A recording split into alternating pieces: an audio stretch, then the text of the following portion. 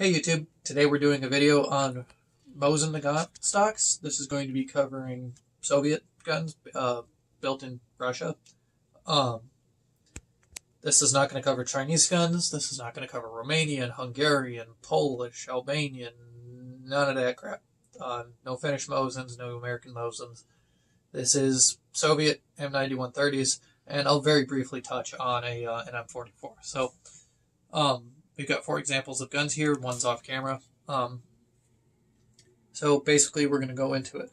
So this stock right here, just a little bit of a disclosure. This is not an original configuration. This is something the Ukrainians slapped together in like the 60s, 70s, 80s, something like that.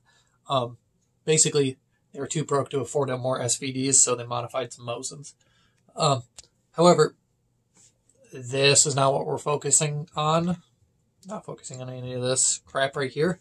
Focusing on the stock. So if you ignore the cutout in the stock here, we'll get right into this. So this is what is known as a pre-war hardwood stock. So essentially it's one solid piece of wood from butt plate to nose cap right here, minus the handguard. The handguard's obviously a separate piece. So pre-war stocks can either have 1 or 2 different handguard end caps right here. It can be steel, like all of the rifles here are, or from, as best as I can tell, 1928 to 1930, they used, excuse me, from 1930 to 1932, they used brass handguard end caps, which are quite a bit rarer because they're interwar guns. Production raw numbers weren't very high because they didn't need to be. Nobody was at war with anybody. The easiest way to spot this as a pre-war stock is if you look at the Sling escutcheons. These are inletted, pretty finely, nicely inletted, and then they're screwed in, both front and rear. This dates back all the way to the M91, actually. Some of them had a full, basically it was an oval with a small little hole in it, and then a wire steel handguard, or a sling loop was put through there. But this was kind of the later pattern of M91, so this is like World War I vintage technology here. So, essentially speaking, that's how you spot a pre-war stock. As best as I can tell, these went out of production in 1939. 1939, there may have been some limited production in 1940. This gun right here is a wartime stock. This is called the "oh shit, Germany's here" stock, essentially. So, once again, it's a hardwood stock. You'll more likely to find these with a toe splice, meaning it's another piece of wood grafted in right here. That way the initial piece of wood didn't have to be as large. This is a solid stock, and this is a solid stock. So I don't have an example of a toe splice. However, you'll see a seam. Actually, if you excuse me for a moment,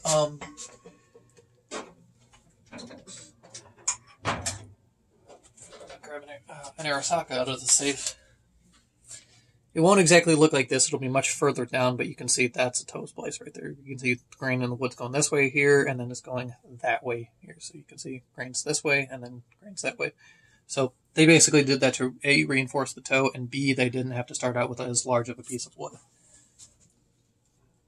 So toe splices will start becoming more and more common on wartime guns, simply because at that point, it was a war of attrition. Resources were limited, and hardwood needed to be semi-rationed. So, the biggest way of telling that this is a wartime stock is the manner of escutcheons. So, you see where there's this little bent sheet metal tab that just reinforces the stock to keep this from cracking out. Not as important back here as it is up front. Some of these wartime stocks will not have this steel piece in here at all in the rear. Mind, in the rear, it will not have that. This one does, meaning it's actually a fairly rare version. Most of these wartime stocks will just be an oval-shaped hole in the stock back here. but 99% of the wartime stocks, I've seen them where they're missing or they were just never installed maybe, but I'm pretty sure they were missing. They fell out somehow. You can see up front where it's reinforced. I've only seen one of these where it wasn't reinforced in the front, so that was clearly an anomaly. After that, we go into post-war stocks. Some of these are hardwood, and some of these are laminate. Most of them are hardwood, but this happens to be a laminate stock. You can see right here, easiest way to tell, it has a pressed-in escutcheon. Basically, it was a way of simplifying manufacture. Post-war stock might not be the best terminology for that type of stock, because I have seen 1944 dated guns with those on them. Very few. I've seen a fair amount of 1945 dated guns with those stocks. So the whole pre-war, wartime, and post-war stock is more of a terminology thing rather than an actual meaningful thing. So you can tell on the laminate stocks, you can tell how you can see the layering of the wood. You can see, especially down right through here, you can see how it's just straight lines. That's a laminate stock, meaning it was made out of, basically it's essentially plywood.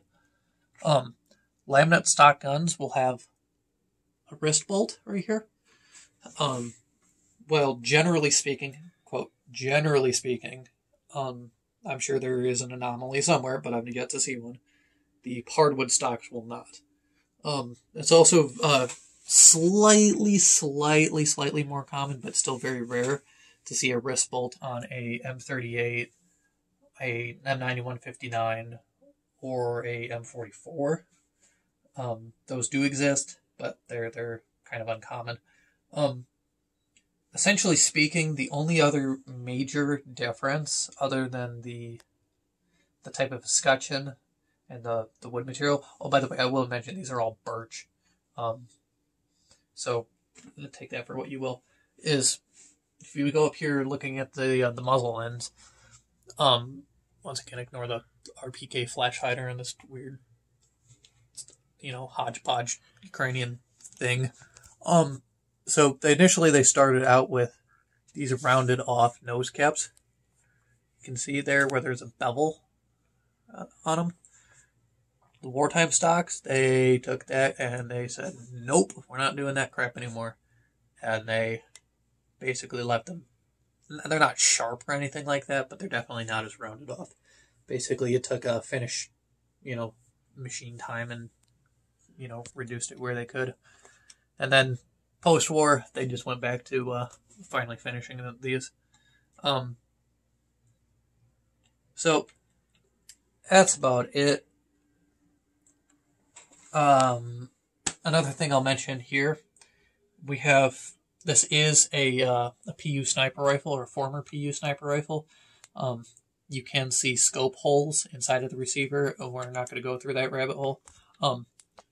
And underneath the barrel channel, the rifle is, there is a scratched out number in the stock, like inside the barrel channel, that proves that this stock is matched to this gun, essentially. So, scope holes, and then you can see right here where they grafted a new piece of wood into the stock to repair the PU sniper mount, because they would have to cut away the wood right here to mount that scope. Sort of similarly to how the Ukrainians cut away this stock just a little bit to fit that rail in. So, one more thing I will mention is that I've got a 1946 dated M44 here, and you can see some of the other, of course these aren't standard because it's all on an individual basis. Ignore the toe back here, that was a repair by yours truly. Kind of looks like shit, I'll admit, but is what it is. Here are actual Soviet arsenal repairs. So, generally speaking, if you've got a post-war stock and a wartime gun, that's because the stock was damaged beyond repair during World War II. However, this rifle, which probably saw the Korean conflict, sometimes they would repair these. So you can see another couple pieces of spliced in wood right here. You can see where they knocked this corner out, so they put a new piece in, and then they dovetail 2 more pieces of wood to hold it in place.